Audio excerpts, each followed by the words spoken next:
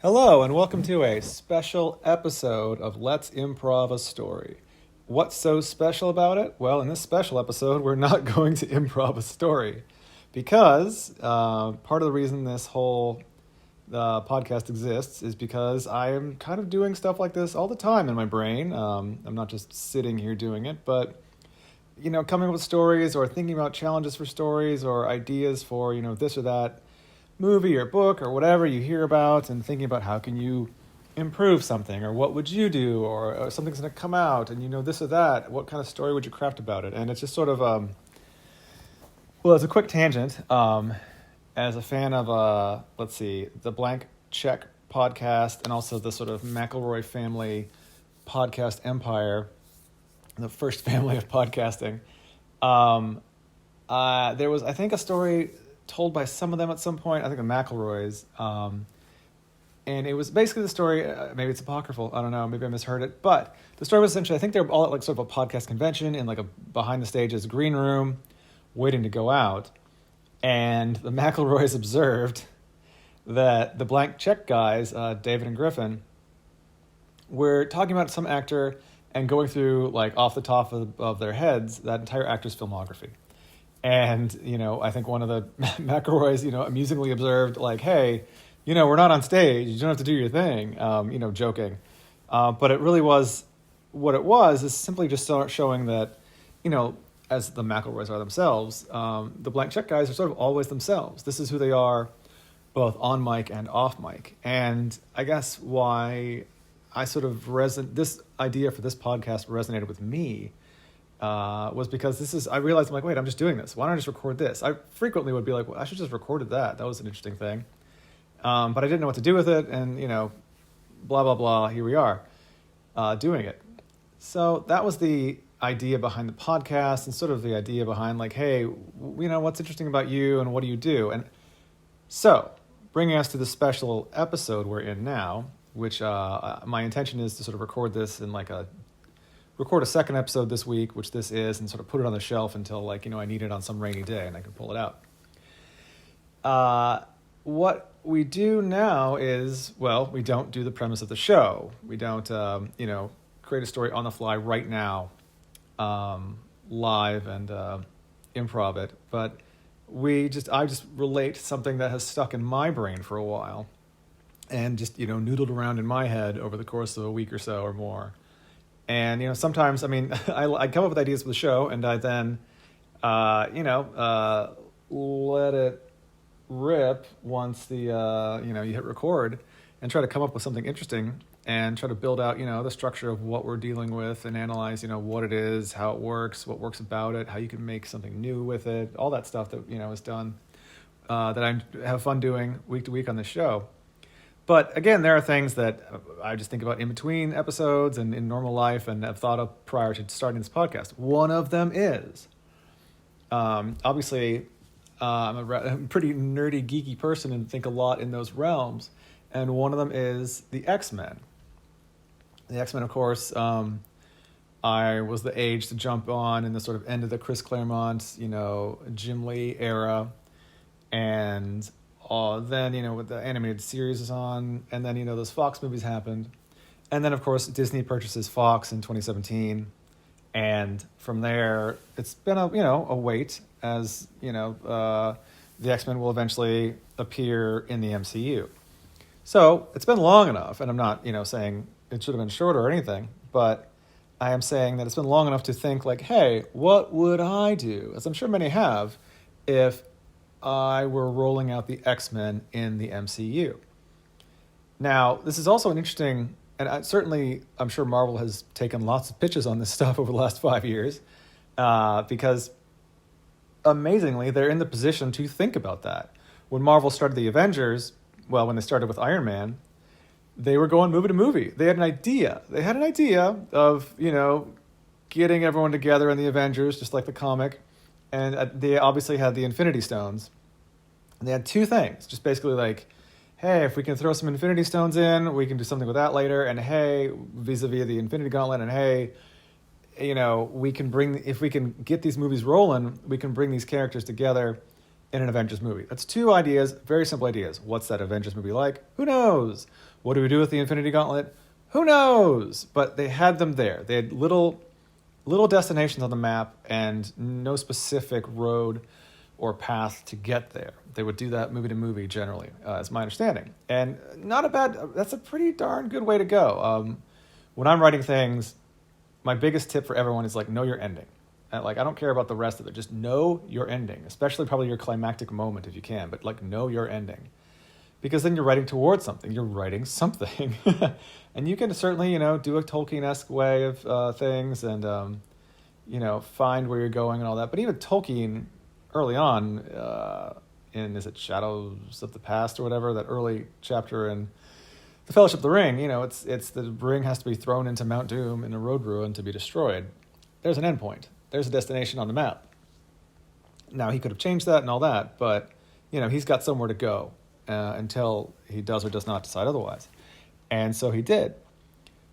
Right now, Marvel is at a point where they can actually plan out, to a degree, a roadmap for releasing the X-Men. They have the funding, they have the experience, and they have the time to do so. That's extraordinary. Fox couldn't do this. Again, Marvel working up to the Avengers couldn't do this.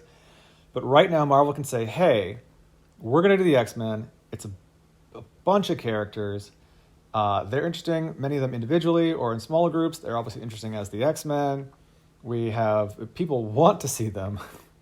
And not only that, but we have the funding from, the Disney Incorporated company that we work for. And as well as just the general interest in people. We can get financing anyway. There's so much interest for the X-Men, especially in the MCU. They can plan things out. They know there's going to be a demand.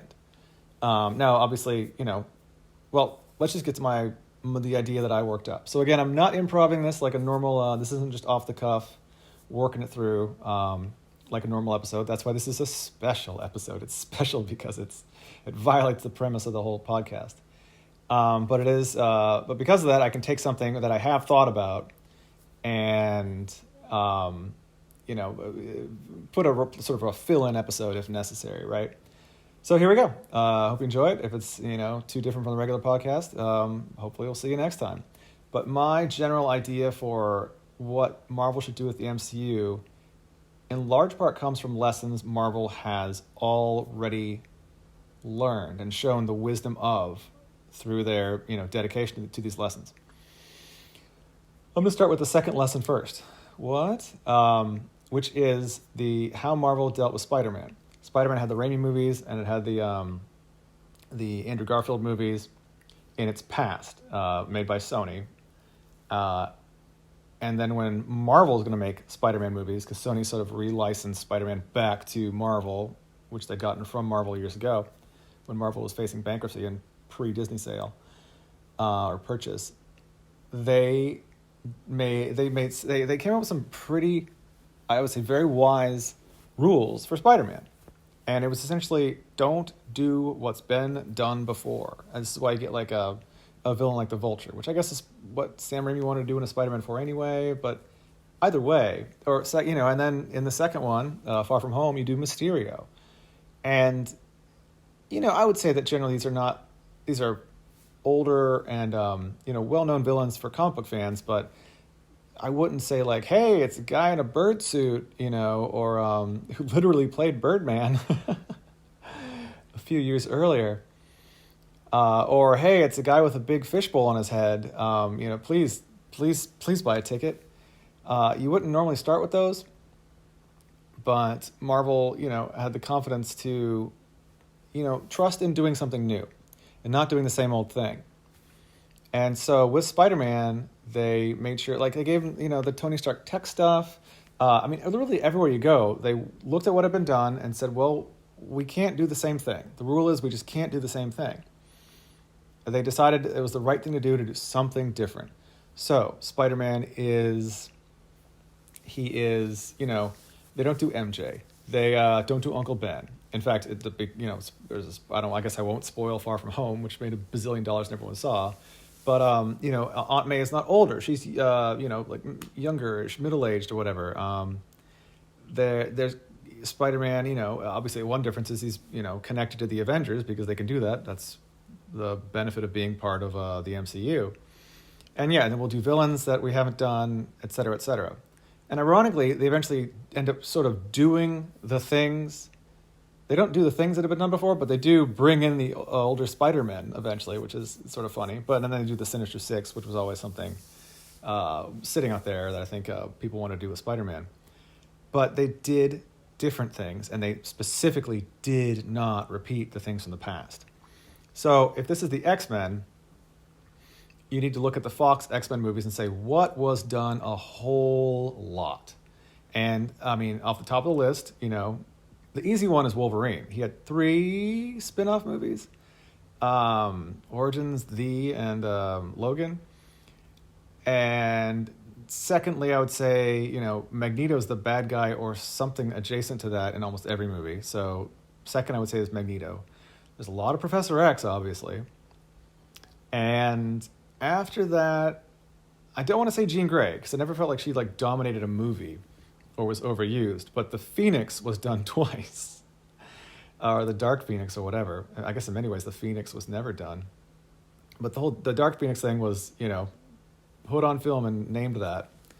So of the 4 things, and I would actually, let's go to a 5th thing too, because there's a lot of the, and still remember they brought Patrick Stewart and Ian McKellen on board, was the sort of they hate and fear us, and the allegory of the X-Men as mutants and being othered from society, and that, society hates them and fears them and can't understand them, and so they're always, outcasts, etc., and have to deal with that, along with their powers, which are often not just awesome, but sort of curses. Cyclops and Rogue are generally the best examples of this, right? I guess even Deadpool's not a bad example of that too. Cyclops has these optic blasts that he cannot control. If his glasses or visor falls off, he could kill the people in front of him. Which is, the fear of that all the time is, that's the anxiety and fear from that sounds paralyzing. But he struggles through.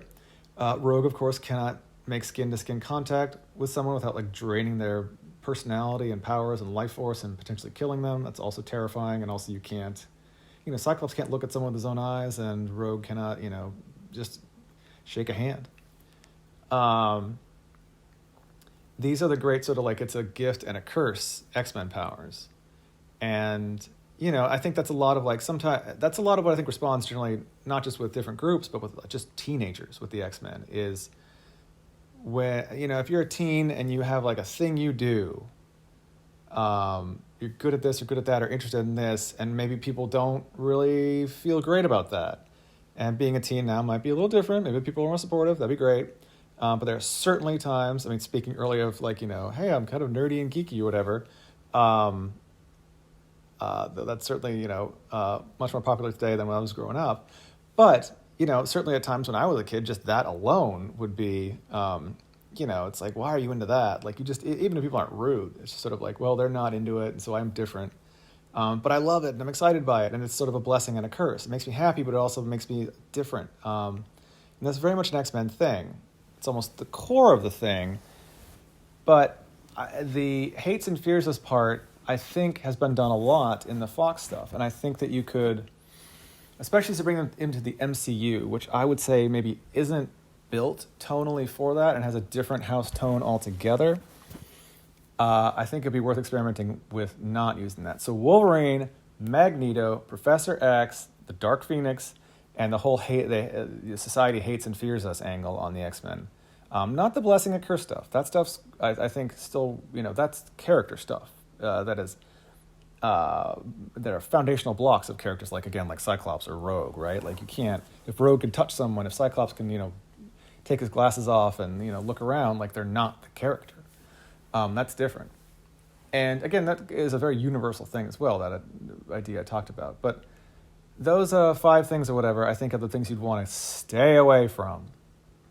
And not so much because they're bad. Wolverine's great. Magneto's great. The hates and fears thing is extraordinary. The Dark Phoenix saga, of course, is terrific and, arguably has not really been seen on film. And whatever the 5th one was as well. they're great. That's why they were done. But you can't just keep showing the same. Film is not an assembly line. You can't just keep making the product a new can of Coke and having people buy it. They want something new, similar but different. So, and that was the great rule that MCU came up with when making their Spider-Man movies.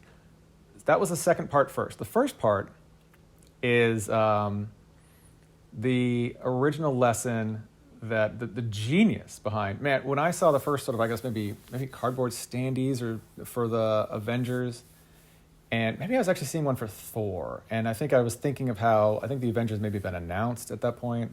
Thor was around, I think, 2011, the Avengers 2012.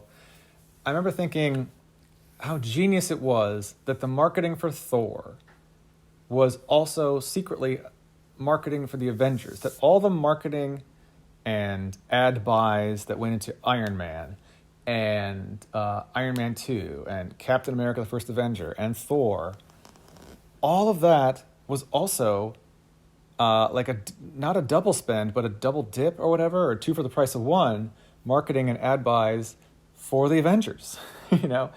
It all builds up to the same thing. And of course they marketed the Avengers as well. But all that prior marketing was also working.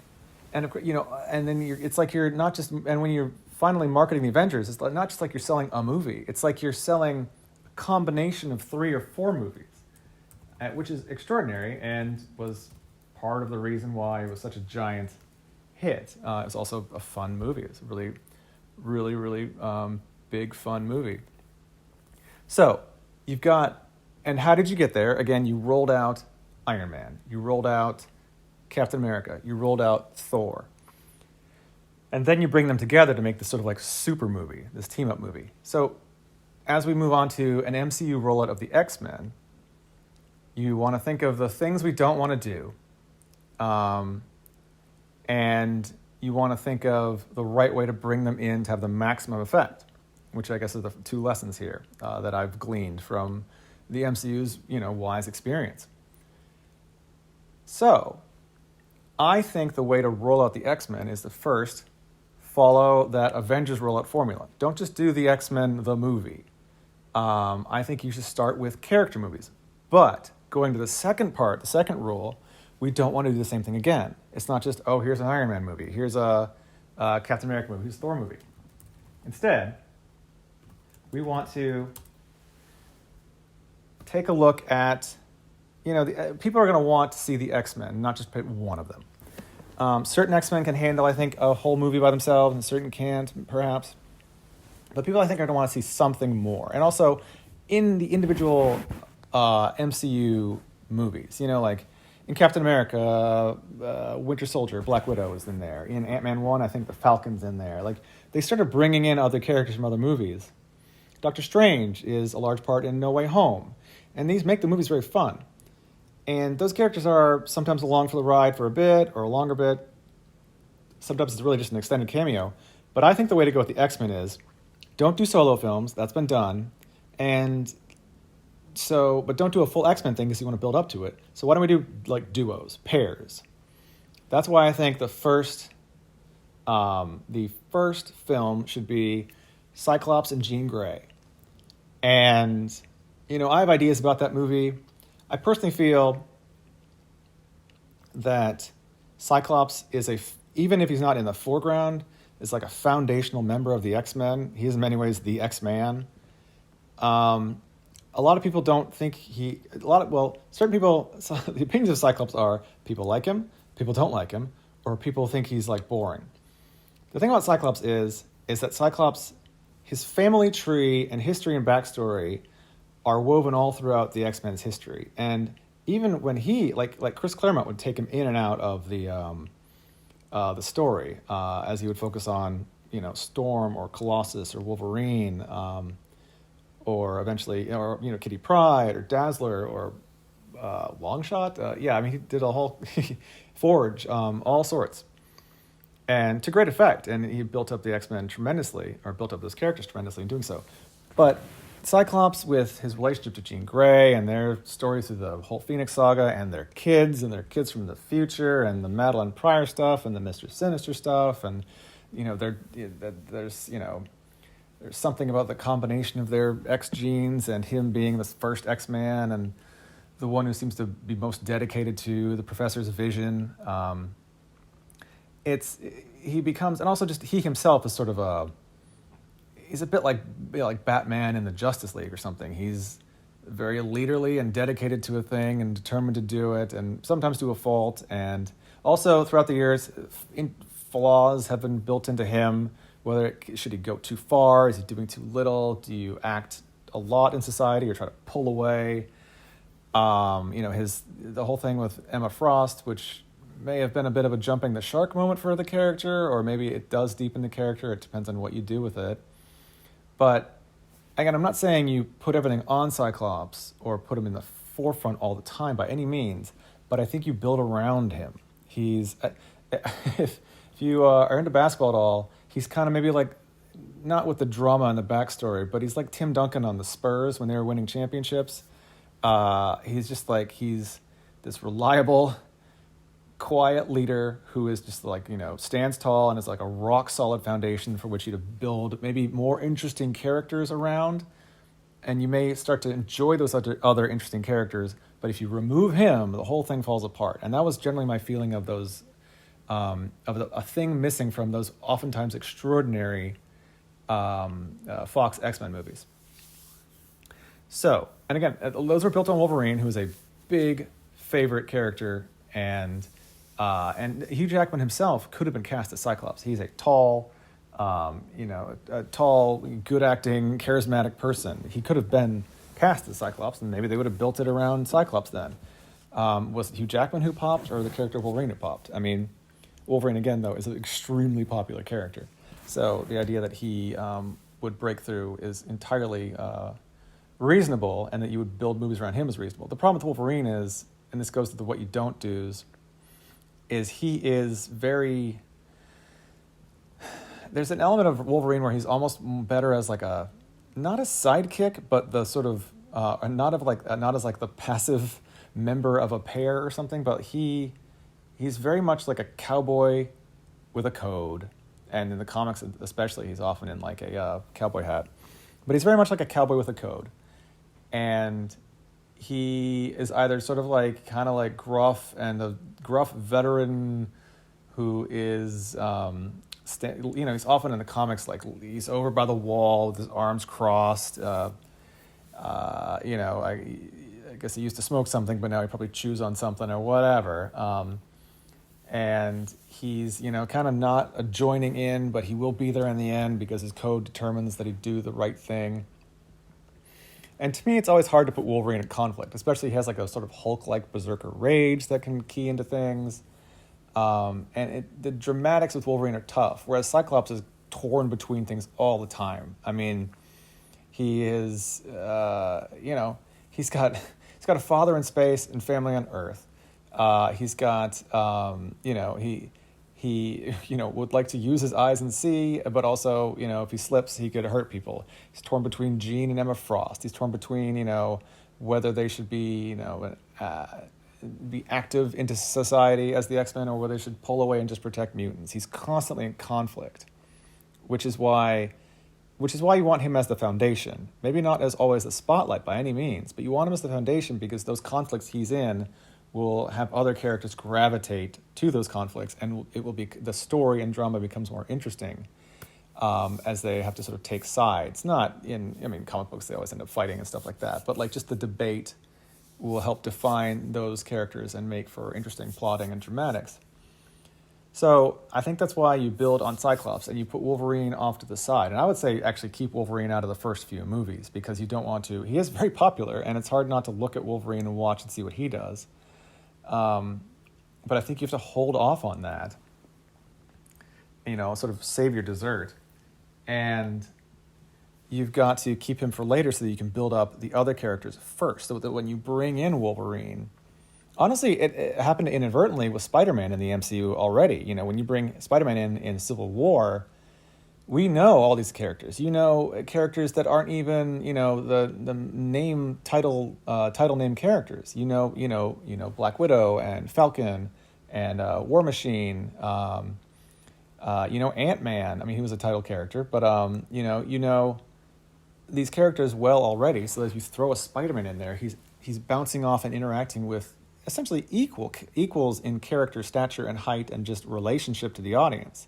And you're not just looking at Spider-Man, and obviously when you're making the movie, you're going to be pouring things into Spider-Man. But if you didn't know those other characters, but because you do, you can use them. You've got more instruments in your band now,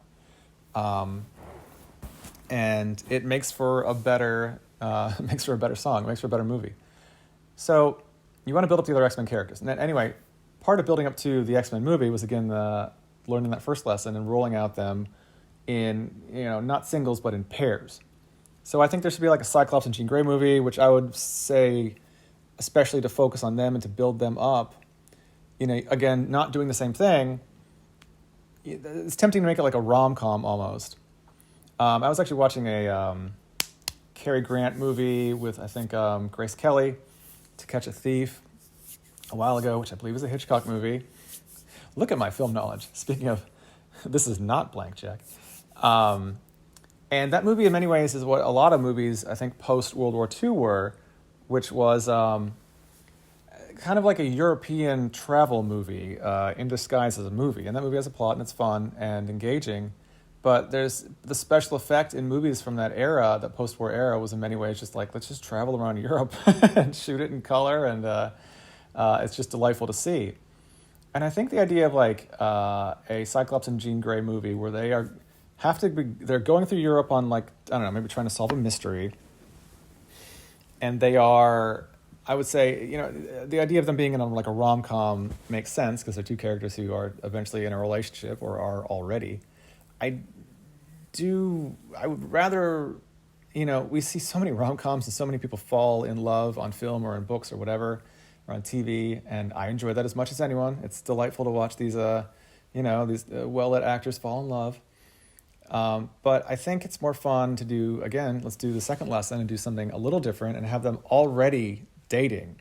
But this is about them figuring out how to work together, which, resonates with or doubles with them also having how do they work together as teammates. So they're sort of new enough, at least dating, and they're already X-Men, but they have to learn to work together in a relationship, they're on this mission just together, which I think is maybe new, that it's just the pair of them on a mission. And so they got to work, how do they work their powers, just the two of them? And how do they, work in their relationship, and how does that all work together as well, them as sort of professionals and them as, in their personal life. And, they go through, nice places of, romantic, beautiful places of Europe as they try to, my idea was generally that, like, because you want to, or I believe you should remove the professor as well. And he is sort of famously in the comics removed when he goes away to be healed or whatever with the Shi'ar, I think is how you pronounce it. And with his, girlfriend, is it the Empress Majestrix Lilandra of the Shi'ar Empire? Which I forget if they're in a straight up different galaxy. That seems wild. They must be in the same galaxy, right? Maybe not. It's comic books. They can do anything. So I would say that they are on a quest to deliver a letter from Charles to Lilandra, who is on Earth. And my idea is that, like, she dated Charles, but she was, for whatever reason, political turmoil, hiding on Earth, and fell in love with Charles. They dated, but she was pretending to be a human. And he read her mind, and she realized it and was offended and fled. There was concern, he was concerned about her. He's, goodwill and all that, but he still, without her consent, read her mind. And so she left him. And so he is sending a letter. And the reveal is that, Cyclops and Jean Grey, after going through different, they could bump into all sorts. They could bump into the Shadow King. They could bump into, Arcade in one of his trap houses. They could bump into the Juggernaut, though he's been around a few times in the movie, so maybe you don't want to do him. They can bump into different, who's the clone guy? Jamie Madrox, I think. Anyway, there's all kinds of things they could do on a sort of mystery through Europe as they're trying to find where Lilandra is. And my idea is that in the resolution of this, they would arrive at Latveria, and certainly hey, check out the Doctor Doom episode of this show. But Doctor Doom's certainly going to come into the MCU soon enough. But I always like the idea, again, of Doctor Doom being a villain with honor, which is reminiscent of like a Magneto, etc. But they they learn that Lilandra is a guest, sort of political diplomatic guest of Latveria at this moment, and Doom is not there. When they discover she's there, they arrive there, and you realize what they're there to deliver, which is just a letter, a love letter from Charles. And Charles says, "I'm so sorry, but to prove my love, I've decided to I've had you as a guest at my home. I've decided to travel and learn about your home. So I hope to see you there." And so he's left Earth off to the Shi'ar Empire somehow, whatever, figure it out. And she finds his heartwarming enough to go join him and rekindle their relationship. And maybe after, as Scott and Gina figured their things out over the course of the movie, that can be related to Lilandra as an actual dramatic sort of a climax and problem to solve. To me, that sounds like a fun start and an unexpected one, right? It's not the X-Men. It's just Cyclops and Jean Grey, and it's not just like a bunch of action and a big villain. It's it's a tour. It's a trip of villains with different stops along the way, and it's more of a rom-com or just a romantic European mystery vacation or whatever. And it also it goes through a bunch of those sort of rules and lessons we've been talking about early on in this episode. The rest of the rollout I have in less depth, and as we get past half an hour or so here, that seems beneficial. And that's more, I think there are, about 3 films to build up to an X-Men film. So I would say the next one should be something like Gambit and Rogue. And it's sort of a Bonnie and Clyde, Ocean's 11, like Cyclops has hired them to, with Professor X gone and the burden of leadership on sort of a triumvirate of Cyclops, Jean Grey, and Storm, Cyclops believes they need to, they need to acquire something from like a government facility or not a government facility, but an off, military industrial company that is developing an AI that Cyclops or Storm or whoever is concerned about. So Cyclops hires Gambit and Rogue. The idea being that Rogue has just joined the X-Men, and she was prior, sort of a life of crime-y kind of thing, which is part of her backstory with Mystique and all that. She was a villain, which I guess is how she got, I don't quite remember the whole story with her powers in perfect detail. But, and then so Cyclops says there's a villain named Gambit or whatever, or Remy LeBeau, and, and eventually they work together, and the two of them do not fall in love. So it's different from the previous movie, but they do learn to sort of respect and value each other's character and skills, etc., and to work together, of course. But or maybe they never work together very well, but they're both good at scrambling enough, and they're both decent enough to at least stick together for whatever reasons. Rogue wants to succeed in her sort of first mission as an X-Man, and Gambit wants to get paid. Anyway, so they succeed and discover, in the end, it's the, I guess this has always been, then they discover that what is being developed is the Nimrod program or whatever, which in X-Men is this, super android, I guess sometimes from the future, sometimes not, who, or super sentinel-like thing that hunts down mutants. That, the name Nimrod, my first exposure to that name was as, an insult to someone's intelligence, but also I believe it's supposed to be a super good hunter or something. So, the name. DC has this problem with Brainiac, right? It's we've got this, this big villain, and we want to use him. Okay, cool. What's their name? Brainiac? Ah, great. Cool. There's also another incredible villain called Whoopee Cushion. What do we do with that? So, but you could fix the name or use the name, whatever. The third film, I think, should just be Storm.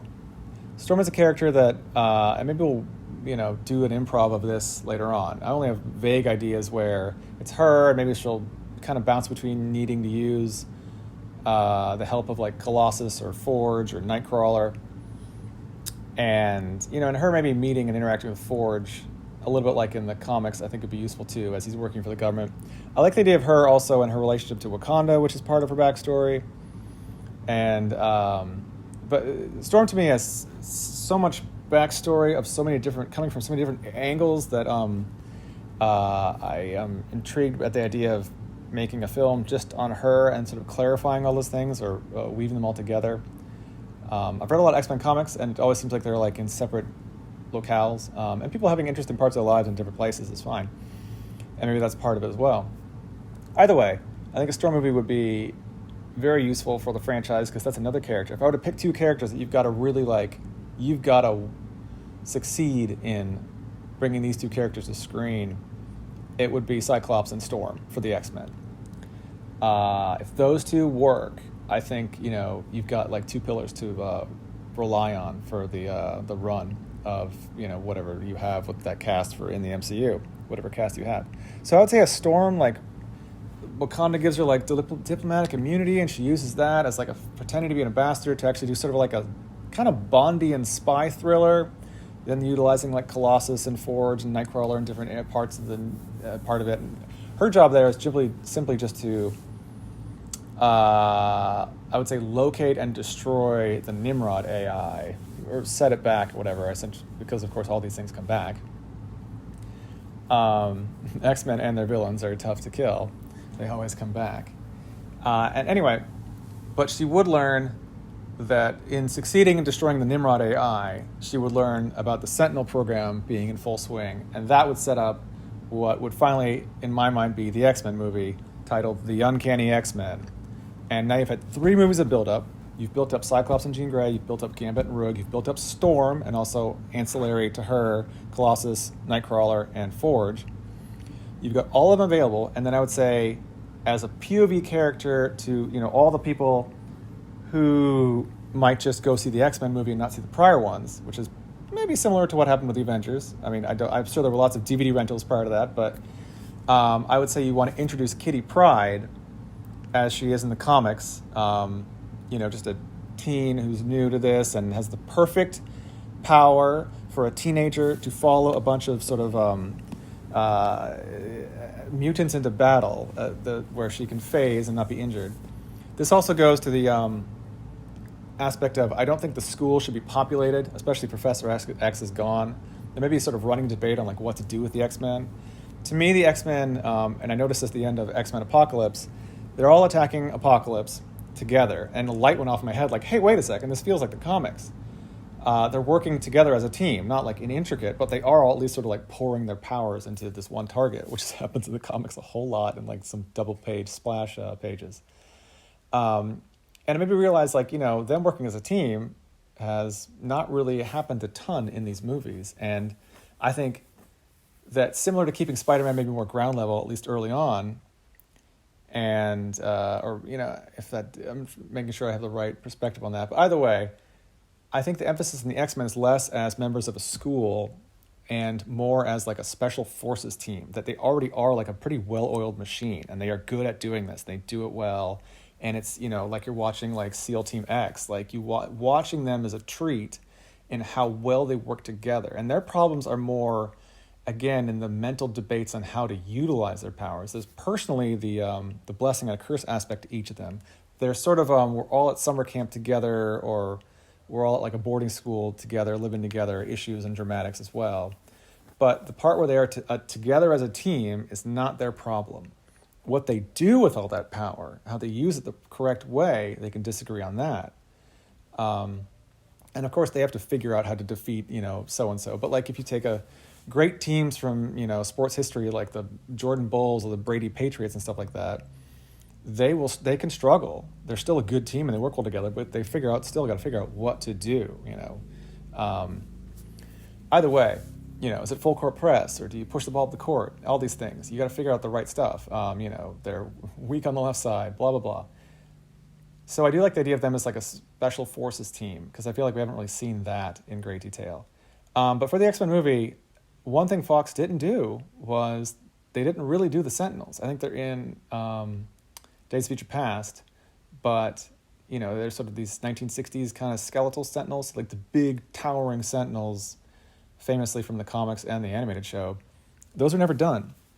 So there they are waiting for you in your big first major MCU X-Men movie. Do the Sentinels. Do Master Mold, the gigantic Sentinel that makes Sentinels, but never gets up or rarely gets up. Hey, it's hard work making a bunch of Sentinels. You'd like to sit down, take a break.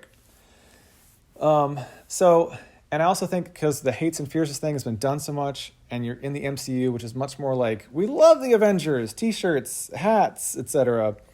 I think you do want to do a similar thing with the X-Men.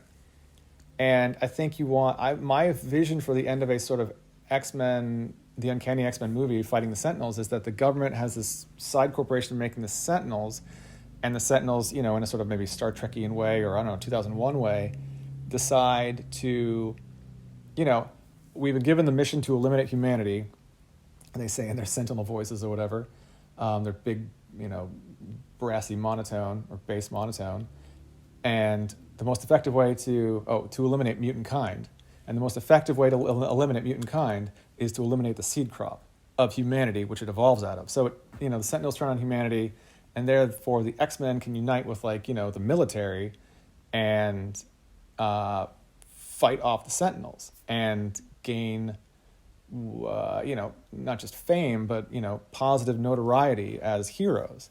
And so this puts the X-Men post this movie in a position of they are liked, they are trusted. The X-Men are. They are like a, SEAL Team X. They are like a special forces team that the government can trust, or that society and people can trust, the population can trust. And therefore the X-Men have to then, they connectively go out and protect people from mutants who've gone, onto the wrong side of morality, or to at least, get mutants who are using their power and can't control it, and to bring them in safely and all that, and away from harming humanity. And I think that works better in the MCU. Post the Uncanny X-Men or whatever, I would say you want, a lighter tone of a movie. And I would say I would go with Kitty Pryde Takes Hollywood, which is, I think, there's something reminiscent of that in the Claremont run. It might have been like Nightcrawler Goes to Hollywood or something like that. But it feels right. I would say the title of the movie is Kitty Pryde Takes Hollywood. Again, I think rather unexpected. I think part of this is keeping people off balance and like, wait, they're doing what? And, bring in Nightcrawler, who I kind of like the idea that maybe Kitty Pryde has been hired to be like a teen in like a movie about the X-Men.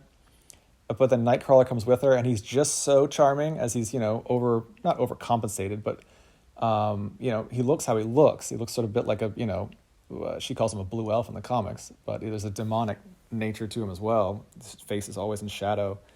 I think he has glowing yellow eyes. I like the idea that like she gets brought in and is excited to be like sort of a mutant liaison face for, a sort of Hollywood kind of teen pro X-Men mutant movie that she'd have a, minor role in or whatever, supporting role. And the Nightcrawler comes with her and he's so charming. They just start bringing him into the movie more and more. And he's like improving scenes. And that to me sounds delightful. What you do with that, who's the bad guy, this is not the purview of this. And we've gone on long enough today.